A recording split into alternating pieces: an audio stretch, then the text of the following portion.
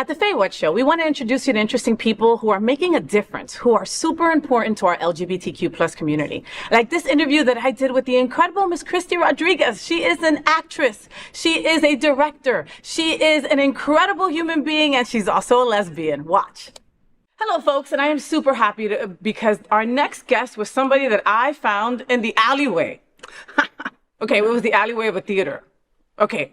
It was like a really important theater, all right? Her name is Christy Rodriguez de Conte, and she is an incredible, incredible human being that I had to have her on my show. So she's a writer, a director, an actor, all right? And she uses her artistry to elevate the voices of queer people everywhere. She believes in the power of storytelling to heal, educate, and engage voices from the fringe. Welcome, Miss Christy. Thank you for having me, Faye. Thank you so much for being here. Oye, explícame eso, okay? Educate and engage voices from the fringe. What the hell's the fringe? The fringe is like the people that we don't normally see, right? Like the people in the fold. We think of like queer entertainers, and we think like RuPaul, right? Rosie O'Donnell. I mean, love them, icons, completely, right? Of course, for sure. But there are tons of artists doing so much work, queer artists, that we don't even hear about. Yeah. So part of my studies and my engagement, and like always the notion of like collecting stories, right? Like untold stories. I'm really fascinated with that, and like concealed stories. And to do that, you got to go out. Yes. Right, to go find them. So yes, I'm on interested. The RuPaul. It's not right. It's not all. I mean, that's what you guys do, right? So no, completely. And you do so much. And so let me lay this out. Okay. So like I said, you're an actress, you're a director, you do a lot. And I came across you because it was Outshine Film Festival. Yep. Right? So it was Outshine Film Festival, who I love, Dita Mosquera and Mark Gilbert and Jen. You guys are incredible humans. Everybody involved with that damn film festival has been doing this since they came out the vag, and they're incredible people, right? They do Fort Lauderdale, they do Miami as well, right? And so I went to go see the shorts because my good friend Peter Basuito, his short, I remember, was in these shorts. And I always love the shorts because, Christy, I have like the attention span of a fucking ant, right? Like, you know, so the shorts are like between 10 and like 20 minutes. I can commit to that. You can commit to that. I can commit to that, right? So I'm there to see Big Easy Queens also, right? Because I also love Miss Bouvier. And then wasn't that a great one? So I was there to see Peter and Miss Bouvier's show. And then I ended up falling in love with your freaking short, right? Which was The Last Lesbian Library. Yes, right? The Last Lesbian Library. Well done. Nice to remember. Yeah. So let me set the story. I'm not going to give it away because I'm hoping that the short will be seen at a lot of other film festivals because I've been submitting it. I've been hustling. You know how it is. So I've been submitting it. And it's her and her boo, right? And like lay out Played by me. I play everything. I wrote it, I directed it, and I'm in it. But no, okay, so The Last Lesbian Library, quick little summary, is really, it's kind of like a end of the world scenario if all of our rights have been taken away, but like we all know that they really are being taken away, so it's not too much of a stretch. But but it's in a world where they decide that any kind of history or access to queer knowledge and queer pastimes, like inseminating, you know, I have a child and I went through that. So that's kind of what helped me come to the story. But they cannot have access to that because it's against the powers that be have decided that only white cis men, history of white cis men is what you can access. Wow. And so these two dykes, little baby dykes, and trying to find out how to have a baby, sneak into like the vault of hidden lesbian lure, if you will, and shenanigans ensue as usual, but they get it. They find the recipe on how to make a baby with the turkey two baster. Women with a uterus. Yeah, turkey baster. You know, we're a little more high tech. We can get a nice syringe now. Yeah. Whatever the ways, and all of the story actually comes from not just personal experience, but the communal sharing that lesbians do. We're catty bitches, but also we like can get past it and say like, let me help you. You don't know how to do that. And so like, I got a stack of paperwork with like all legalities from a friend of mine and stories and all the things that help me, help my wife and I both come at this educated and with some power, and, you know, I'm feeling good about it instead of feeling terrified, which is also a super valid feeling. No, completely. Listen, women out there, I mean, gay boys, like, again, we've got to make certain decisions and we have to do certain things to have a baby, right? It's not like, the heteros get drunk one night and poof. Right. Oh, but thank God, right? Yeah. But thank God that I just didn't get knocked up with all the women that I slept with in my 20s. But whatever. Can't blame you for trying. Yeah. I mean, I was trying to get pregnant by women for years. It just didn't happen. Happen. I love the short, and again, I hope that more people get to see it, How does your wife feel about the fact that you put your shit on blast on this movie? Oh, she's like my number one supporter. But I mean, I hate that. Like, that sounds so cheesy, but not just that. She's someone who, like, when I'm writing in particular, I'm like, I need you to read this. Is it funny? Does it work?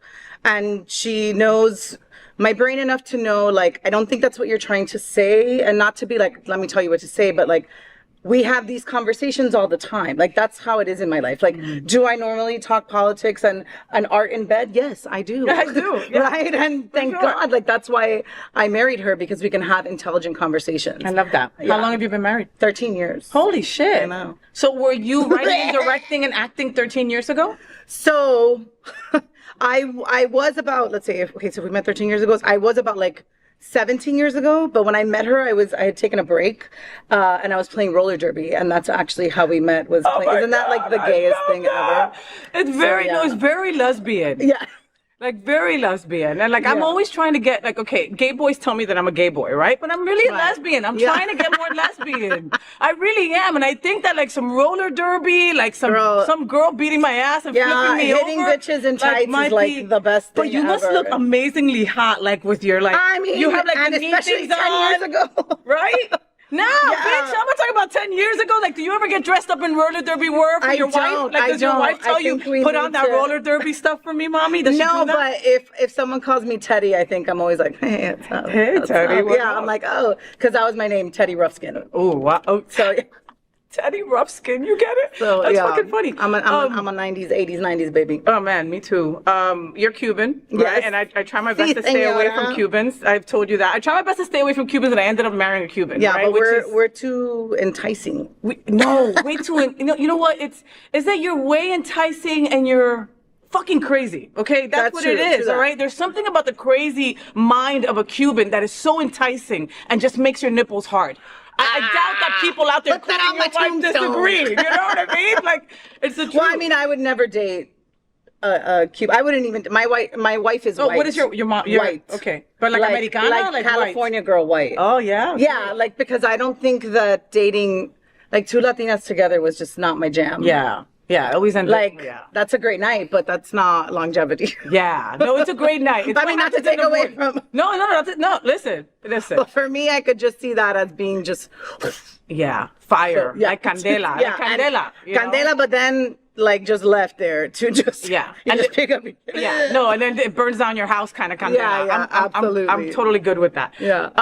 When I was looking at your bio, it was so interesting that you were the director of one of my favorite plays on earth. Mm-hmm. You folks know this. I bore you constantly about how much I love Rent. And then funny enough, a couple months ago, I went to Lake Worth because, Rent has been on Broadway. It was on Broadway for over 25 years. And during COVID, they did their last tour. They did their last anything. It was like 25 years, we're done. I hope they bring it back, but they didn't. So any kind of Rent, I'm like, if it's a freaking, we're in South Florida, so they won't let a high school do Rent. But if they did, I'd go see it, right? Yeah, and so then when Rent came up in Lake Worth, which is maybe like an hour ride, right? I was like, I'm there. I'm so there. Yeah. And I went to the opening night. I took a crew of my gay boys that work here at the network also. We were like, we're not missing it. We're driving up. Did you come to closing night? No. We always go opening and closing, because then you see. Because then you see it. On closing, we were like, Candela there. Well, and the boys that I took with me are like theater misfits. They're musical geeks. They've seen everything, right? So we saw it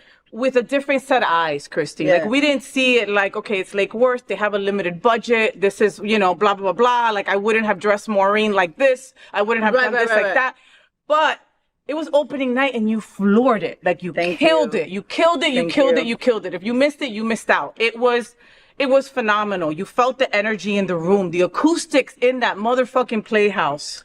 But let me just speak toward that Playhouse though is to me, yes it is. But it is a professional playhouse. Even though it is a community theater technically by like our standards of, whatever the paperwork says. But I've worked at that theater since I was 19 or 20 and then I left and I came back, right? So that's why I directed there. But the voices and the level of professionalism from everybody involved is just top notch. So when you say like we were expecting maybe, but it's like, well, that's not like, I love to take credit for shit, but that is on the cast and the people that I worked with. They're just amazing. I mean, these are like, well, they're honestly, they will be in New York. They'll be part of another touring cast. Yeah, these people are amazing. Well, and again, understand something, Christy. I get it, but take your flowers where they are, okay? Because no one. I'm sorry, I've seen fucking amazing people, but without the right direction. True. Director means you. True. Okay, I will say I was super happy and like there was this. Let me backtrack. I expected to go in to directing the show and be like, I'm so happy to be queer, right? Because, it's Rent. It's when I was in my whatever, when I was first coming out, that was the musical that I was listening to. And to hear two women declaring their love the way that they did, I was like, oh, it could happen, right? Yeah. And so that representation did matter to me as a young artist. All that to say, though, what I was really struck by was that after COVID, I was more interested in this idea of like having touch and having connection in an isolated age. That's what they say, right? Connection in an isolated age, right? And we just came off that. Yeah. Like I literally had a talk with my son a few days ago where where it was like, you remember that year that we weren't allowed to leave the house? And he was like, yeah. And you're like, yeah. It's nuts, right? Yes. And so like being able to do this show now and find connection. And I'm not talking about like, oh my God, we're BFFs. Like whatever, I may never talk to you again. But on the stage, in that moment, in the rehearsal hall, to find connection with a group of people, to bring up queer stories and queer history at this point, I think is really important. Would you light my candle? Yeah. No, and it was felt. Okay. And it was felt. So just know that. Thank you. That's just, it's just such a wonderful thing. It really is. And I so appreciate it, like I said, theater nerd, and just like, what I can only imagine half the crap that goes into something like that, It was gigantic. It was huge. It was huge. And you guys, and how long? And a lot of like nights in bed like this with a notebook and tabs and markers and highlighters, figuring and little, trying to figure it out. Wow. So yeah. So that's what I love. So. And I love that you are a genderqueer woman of a lot of hats. Okay, because like, so you were a director there. In the hustle, you have to be everything, right? In the hustle, you have to be everything because it's not easy. Do you think it's harder for women in LGBTQ plus than for men? Yeah. But in what sense are you asking? You mean like in our existence in the world or as artists? No, as artists. Oh, I don't know. Actually, I would say in the world harder, but in as artists, I don't know. I think that two men kissing still like really freaks people out. Wow. Right, like I love a good queer as folk, right? Yeah, for sure. And we're all like, no, but you don't see that as much. But two lesbians has always been okay. Yeah. Right? Yeah. You can go, I'm like a Buffy charmed girl. So like you go back to Buffy and they have two lesbians. And so because it can be written off as this sweet thing instead, and nobody has to think about the sex of it, right? No. Because imagine like since we were little girls, they have always sent you to the bathroom with another girl holding a hand, like, take care of each other. You know what I mean? That meant something totally different years later, So, like I said, you do a little bit of everything. You're also a professor, right? You're also a teacher. You're an educator. I work. I teach online and I adjunct around. That's another hustle because honestly, academia is its own game. And as a queer Latina, the jobs aren't like flooding in. But I always think though of education as well. Like being a director is a moment to educate, right? Like I gave my cast a 6-page dramaturgical outline. I was like, here are the resources, here are the links, here's a video. Know your shit, exactly. If you're gonna be in this, you need to know what we're talking about. And so because they're young people, they're young, old, whatever. It's not even the people who are old. It's like, remember this, like you know, this is why you're here. Right. So I teach theater. My doctorate is in theater and queer performance. Lesbian performance artists particularly fascinate me, and I had the blessings of knowing a few lesbian artists.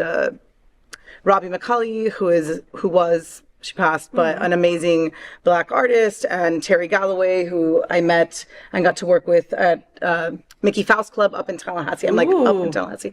And I worked with them and I wrote with them for like 3 years, like 8 years with them. And they produced one of my first musicals too, which was The Mystery of the Violated Vagina. And that was a full musical with puppets and crazy. Puppets. You know, and there's always a puppet. There's always a puppet. What was the name of that? Was something Mystery of the Violated Vagina. I had it written because I needed to ask her about like coño, you know. And, yeah. Wow. Okay, let's talk about the violated vagina. This was this a passion piece? Because I mean, I know what it entails. It's not a happy vagina. So, no, it is not. So the passion of it. I mean, everything is a passion piece. Let's be real. You got to be into your work. You have to. We're not making millions. To be able to do this. Yeah. Right. So, but one thing I learned in my graduate program was how to ask questions, right? So this idea, and I was always like, I don't want to be an academic. How can I take this into my practice? So like, I learned to ask a lot of questions. And so the question that I was really starting that project with was, can we have a comedy about rape? Right? Because like, I'm not trying to make light of the issue, but I'm so sick and tired of crying, man. Yeah. Like, I'm gonna cry about everything all the time. If I just like exist in the world, my little empath self will just like and like get under these covers and be like, and hide from the world. Hide from the world. And hide from the world. But again, I think that as women, we're taught that like to make fun of the situation is going to be kind of, well, not all women. I think theater women, right? Like we're like, let's make fun of ourselves so we can like, not be so serious and not cry, you know? Yeah. And so in this play, it takes place in a uterus 4 hours after the host body has been raped. And so a outside, very male presence comes into the uterus to fix all the problems and find everything. And meantime, the evil sperm and his gang, who sing a nice little jazz ditty, right, of course, on their way to the egg to fertilize it. And so it's a whole musical that is like really, and really it also talks a lot about like how our brain has to deal with trauma and how our body and our brain sometimes aren't working together. And so like our brain just shuts down and our body just keeps going forward because we have to survive this, right? So we're just getting in survival mode. Wow. As a survivor of an attack myself, I know that during something like that, your mind goes somewhere else. You're not there anymore. You know, and you kind of come back on your own, and sometimes you really don't. You know, it's hard to put that shit on paper, Christy. You know, because then it makes it real, right? It makes it like real for sure. And then now you're putting it on display. I know, everybody. I know. But I think though that the approach of having puppets and it all is enough, like Avenue Q style. Yeah, I mean, it was a combo of puppets and people and stuff, but it was like super high camp. It's more the camp that I think allows us to say, fuck it. I can't live in the trauma of it, but I'm going to speak it in a way that makes me laugh, and then maybe I'll feel a little safer. I don't know, really. And maybe help somebody else in the process. Well, yeah, because that's the thing. Every Q&A, immediately, there were no questions. It was, my story, and my story, and my story. And you're like, coño, pero. Wow. And I will say most of them were women. Yeah. Yeah. You know? And that one was not, it was in a queer theater because Faust is a queer space, and therefore our audience is queer. Yeah. And I'm going to keep calling them our because I'm never leaving that place, even though I haven't worked with them in forever. But they're yours. They're mine. But right, even like the audience was just always so willing to share their stories, and they were a lot of like heterosexual, it wasn't necessarily queer women per se. Yeah. So, but just a lot of women willing to share, and it was always a thing. Years ago, there was this thing que todavía lo tienen. Oh God, what is it? The vagina monologues. The vagina monologues, yeah. You know, you know, and I remember for that, you know, and that had like straight and you know and gay subtitles in it, and that was still kind of like, oh shit, they're talking about vaginas. You know? You know what I mean? It did make finding a website title a little interesting because I was like, vagina. Oh, can't put that. www.vagina, can't do that. So. So mtvthemusical.com. Love it. ¿Qué te iba a decir? So we live in South Florida, right? Indeed, I am back after 27 years. Oh, I'm back after like 13 years, but really down even here is 27 years. Okay, because Cubans, like you have to come back. Like they force you to come back or something. Like you have to I got out for a little bit or something. Where did you go? I went to Boston for my master's. I decided to go hide in academia. Okay. I was, bartending, hustling, and then I was like, I'm done. So we went to Boston for 2 years. That's where we got married because at the time it was legal. There was not legal anywhere else. I love it. So we got married in the park, actually, in Boston. It was beautiful. And then I went to Tallahassee, Florida for friggin' 10 years. Yeah, but you know what? Listen, I'm going to shout out to the people in Tallahassee and love for Tally because... Really? Yeah, surprised. I was equally as surprised. Okay. Because there is this really weird, queer... but super smart community of political radicals that I just fell in love with. I love that. And they're all artists, and they work though for like what am I trying to say? Sorry. Procession to the Capitol started at the theater. Okay. Do you know what I mean? Like the protests start with these people, and I just loved that. Yeah, I was thinking about the women who from down here, the drag queens, our black and brown trans women that went up there to Tallahassee to protest, and they'll tell me the crazy stories, Christy, about how they won't get off in the rest stop because it's not fucking safe for them. From here to Tallahassee is a very long way. In between. Yes. Yeah. So I can't even. So it's this weird pocket. In the middle of. Yeah. Not a place you want to be. Yeah, I know. I got you. So, okay. But it's because I found my community, and so that's like I'm back now, and I'm here, and I'm trying to find my community after being gone for 13 years. Yeah. No, but it's it's hard here in South Florida to make friends. Like I've got to say that like, people don't everybody's beautiful, everybody's pretentious, everybody's an asshole. Okay. And the reality is that unless you work in a big corporation or go to a big church or are a part of a big organization in some way, it's hard to meet people. Drunken night at Hunters is not how you meet people, okay? Like, and I have a 5-year-old and a wife. I'm not fucking going to Hunters. I don't even know what Hunters is. Well, Hunters is one of my favorite places on earth. So Hunters is one. But I love you, Mark Hunter. Yeah, I'm sorry. I'm not trying to no, everybody go, but you know what I mean? My life is a little different. And so to meet people is even crazier. Harder. My wife and I look like crazy people. We're like, we want to be their friend. Okay, try to talk to them. But I know that every other couple is doing the same. Like when I stopped you guys, both of you looked at me like, does she want a threesome? And I was like, well, maybe, right? I was like, no, but I really need an interview for my show. Yeah. That's what I'm like, okay.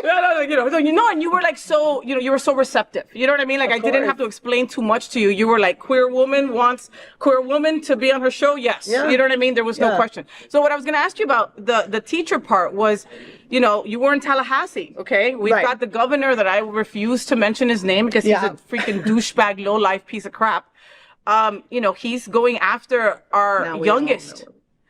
And now we all know it. What is that? No, I'm like, and now we all know where we stand there because I wasn't sure where it come in, but I know that's where we are. But yes, he's a fucking asshole. But he is. And I'm glad you brought that up because that's what I wanted, like a thing.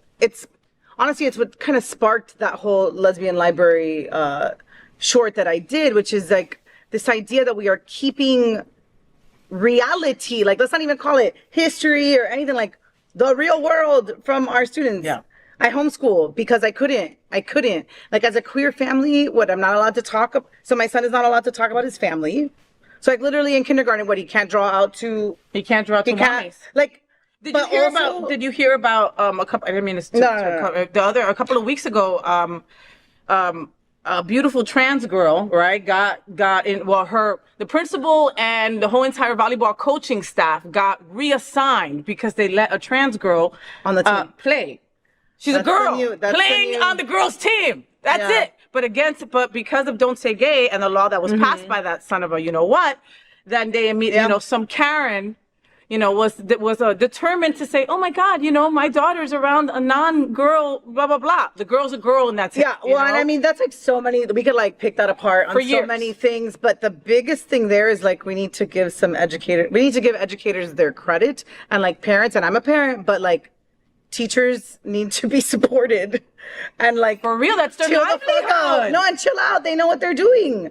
So like, trust that like the teachers aren't going to be like, I don't know, shoving inappropriate things in the faces of our youth, kids, right? Yeah. I mean, that's the truth. But I do feel like the idea that my son can't talk about his family, the fact that we are taking Black history out of schools and queer history as well, and Latino history is never even in there. Yeah. Right? Yeah. Like, I literally know more, and I mean, I was born here, but I should know as much about my Cuban history because there's a lot to know, right? Of course. And I don't. And you don't. But I could tell you, like, George Washington, okay, Abraham Lincoln, okay. Yeah, okay, and the things that were taught to us, okay, I went to public school in New Jersey. Right. The things that were taught to us were lies. They're still lies. To celebrate Christopher Columbus is a lie, okay? Right. He did not discover a place that already was inhabited by people, indigenous people, so... Right.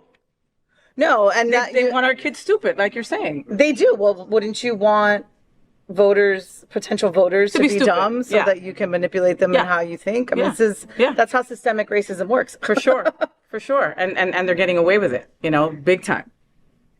Yes, but you hope that, like, for me, art is my way of protesting and fighting against that. I hate to say, like, those injustices, because, like, there's just like injustice all the time. I can't even like think about like fighting injustices, but I can think about educating through art, and that's should lesbians be fighting harder for the T and LGBTQ? Should lesbians be fighting harder for the T? Mm-hmm. Well, I don't want to say trans women. Yeah, no, I know what you're saying. So I think that it's trans men too. And I think that that's like, yes, of course we should be fighting for our sisters for sure. Yeah. And more, I mean, I don't know what, I guess, but we can all be fighting for more for each other because we tend to be a very segregated population, let's be real, of people. But then I also think that like queer women and trans men have a super complicated dynamic as well, right? Because like I'm always super pro advocating for women only spaces. I went to an all-girl Catholic school. I played in all-girl sports as a young child into high school, in Derby later on, right? So like I think that spaces that are women held are important, are rare, and we need to fight for those. And then we have trans men, and this is where like turfdom comes in, right? Mm-hmm. And it's like, so that whole conversation, I would like, no one wants to have it because everyone's so scared to piss everybody off. Yeah.